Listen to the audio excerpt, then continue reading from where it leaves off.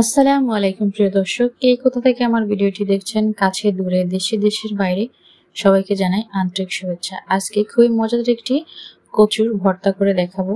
একটু কোনো গলা ধরবে না, আর থাকছে গলা না ধরার টিপস অ্যান্ড ট্রিক্স। কথা না বাড়িয়ে মূল রেসিপিতে চলে যাব। প্রথমে আমি একটি প্যান বসিয়ে দিয়েছি, আর দেখতে পাচ্ছেন আমি কচু নিয়েছি। আপনারা যে কোনো কচু নিতে পারেন। এখন আমি এইভাবে একটু মোটা মোটা করে কেটেছি, আর এখন পাতিলে দিয়ে দিয়েছি। আর এখন আমি দিয়ে দিব পর্যাপ্ত পরিমাণে পানি। এটাকে খুব ভালো করে সিদ্ধ করে নেব। আর ছোট্ট একটি টিপস দেই, এইভাবে করে সিদ্ধ করে নিলে কচুতেই কোনো গলায় ধরবে না। আশা করি আপনারা এইভাবে করলে আপনাদেরও খুবই ভালো লাগবে। আর এই টিপসটা হচ্ছে, এই কচু সিদ্ধ করার প্রথমেই সামান্য লবণ দিয়ে দিবেন। লবণটা দেওয়ার কারণে কচুটা একদমই গলা ধরবে না। এখন ভালো মতো খুব সুন্দর করে সফট করে সিদ্ধ করে নেব। একটা ঢাকা দিয়ে ঢেকে দেব প্রায় 20-25 মিনিটের জন্য।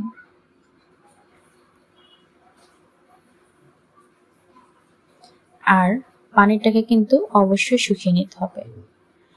এই পানিটা যদি শুকিয়ে না নেন তাহলে কিন্তু কচুটা গলা ধরবে। অবশ্যই চেষ্টা করবেন পানিটা শুকিয়ে নেওয়ার জন্য। আর এখনো কিন্তু কচুটা সিদ্ধ হয়নি, আরও অনেকটা সিদ্ধ হবে। আমি তাই ঢাকনা দিয়ে আরও ঢেকে দেবো প্রায় 10-15 মিনিটের জন্য। আপনারা চাইলে এই কাজটা প্রেসার কুকারও করতে পারেন, কিন্তু সেই ক্ষেত্রে পানি একদম কম দিতে হবে যাতে পানিটা শুকিয়ে যায়। দেখুন পানিটা খুব সুন্দরভাবে শুকিয়ে গেছে, আর কচুটাও খুব সুন্দরভাবে একদম সফট করে কিন্তু সিদ্ধ হয়ে গেছে। আর দেখুন একটু লাল লাল দাগ হয়েছে পানিটা শুকিয়ে যাওয়ার কারণে। চেষ্টা করবেন এইভাবে করে কচুটা সিদ্ধ করার।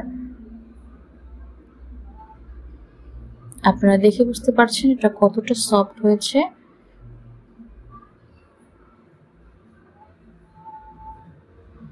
আর এখন যে একটি স্পেশাল জিনিস, সেটি হচ্ছে সরিষা। এই সরিষাটা দেওয়ার কারণে একদমই গলা ধরবে না। আর নিয়ে নিয়েছি পছন্দ মতো শুকনা মরিচ। আমি অল্প তেলে শুকনা মরিচটা ভেজে নিয়েছি। এখন সরিষাটা আর মরিচটাকে খুব সুন্দর করে পাটায় বেটে নেব। আপনারা চাইলে কিন্তু এই কাজটা ব্লেন্ডারও করতে পারেন, কিন্তু পাটায় ভর্তাটা যেন মনে হয় বেশি মজা হয়, আপনারা চাইলে পাটায় ব্লেন্ডারে করে নিতে পারেন। কচুটা খুব সুন্দর করে একদম স্মুথ করে বেটে নিয়েছি। আর এখন দিয়ে দিয়েছি পেঁয়াজ। দেখুন কচুটা কিন্তু খুব সুন্দর করে বাটা হয়ে গেছে, কোনো দানা নেই। পেঁয়াজটাকে খুব সুন্দর করে মিহি করে বেটে নিতে হবে। আর এই পর্যায়ে কিন্তু লবণটা অবশ্যই চেক করে নেবেন। আর এই সরিষাটা দেওয়ার কারণে কিন্তু একদমই গলা ধরবে না। আপনারা চাইলে এভাবে ট্রাই করতে পারেন। আশা করি আমার আজকের ভিডিওটি আপনাদের খুবই ভালো লেগেছে। আর যারা কচু ভর্তা বা কচু একদমই পছন্দ করেন না, এইভাবে করে ট্রাই করতে পারেন।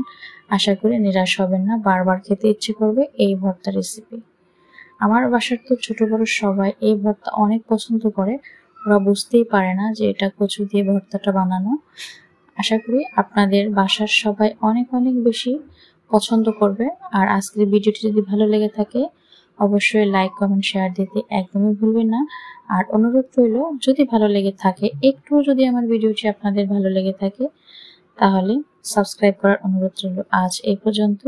সবাই ভালো থাকবেন, সুস্থ থাকবেন। খোদা হাফেজ।